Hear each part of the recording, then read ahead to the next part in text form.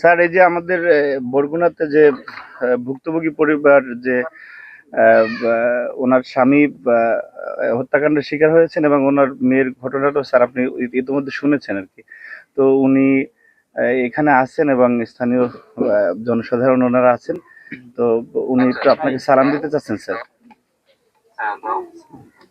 Hello hello hello বোন আপনি কি রানী দাস বলছেন? হ্যাঁ বোন আমি তারিক বলছিলাম আমি লন্ডন থেকে।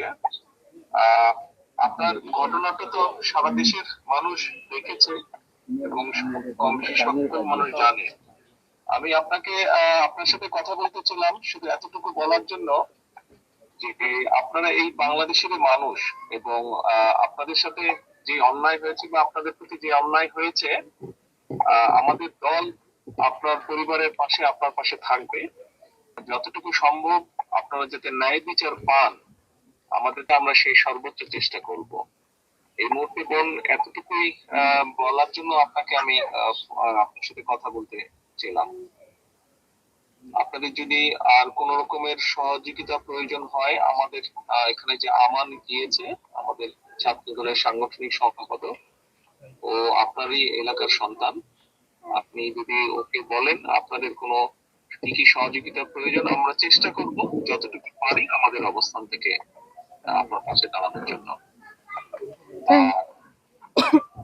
আপনি আপনি আপনি ভয় পাবেন না, দেশের মানুষ আপনার পাশে আছে, বিএনপি আপনার পাশে আছে, ভয় পাবেন না আপনি।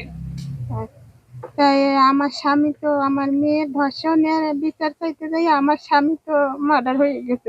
আমার এই 3টে সন্তান নিয়ে আমি কি করবো? আমার তো কোনো নিরাপত্তা নেই। আমার পাশে আমি কিভাবে খাবো, কি করবো? আমার তো সেরকম কিছু নাই। আমার আয় রোজগারের মানুষই আমার মাঝে ফেলাইছে। এখন আমি কি করবো? আমি আমার নেতৃবৃন্দকে বলেছি, আমার নেতৃবৃন্দ ওখানে যাচ্ছে, আমান ওখানে আছে। আমরা আরো আমাদের দলের সিনিয়র নেতা মানে আরো বড় নেতাদেরকে আমরা বলেছি আপনার সাথে যাবে, কথা বলবে এবং আপনার কি কি সহযোগিতা প্রয়োজন আমাদেরকে বলবেন। কতটুকু পারবো জানি না, তবে আমরা অবশ্যই চেষ্টা করব আপনার পাশে দাঁড়াতে এবং আপনি যাতে আপনার প্রতি যাতে আইনের শাসন আপনি পান, যাতে আপনি ন্যায় বিচার পান, সেজন্য আমাদের দলের যারা উকিল আছেন, লয়ার আছেন, যারা তাদেরকে আমরা সেইভাবেই নির্দেশনা দেব যাতে আইনগতভাবে আপনাকে সহযোগিতা করে। আমার স্বামী মারা গেছে আজকে 6 দিন হয়ে গেল, কিন্তু এখন পর্যন্ত পুলিশ কোনো আসামি ধরতে পারলো না। পুলিশ এখন কি করে, তদন্ত করে না কি, আমি তো সেটা জানি না। আমি তো আমার স্বামীর সঠিক বিচার আমি চাই।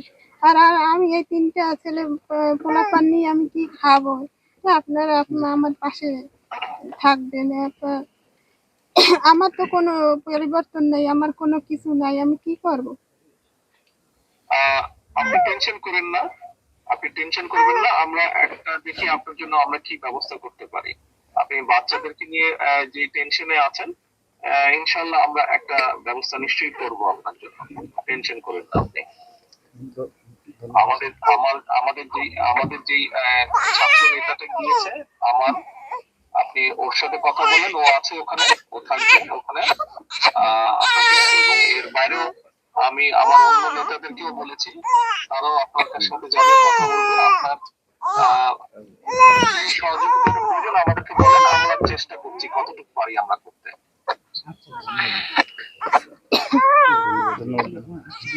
স্যার, উনি আমরা এখানে আছি স্যার। আর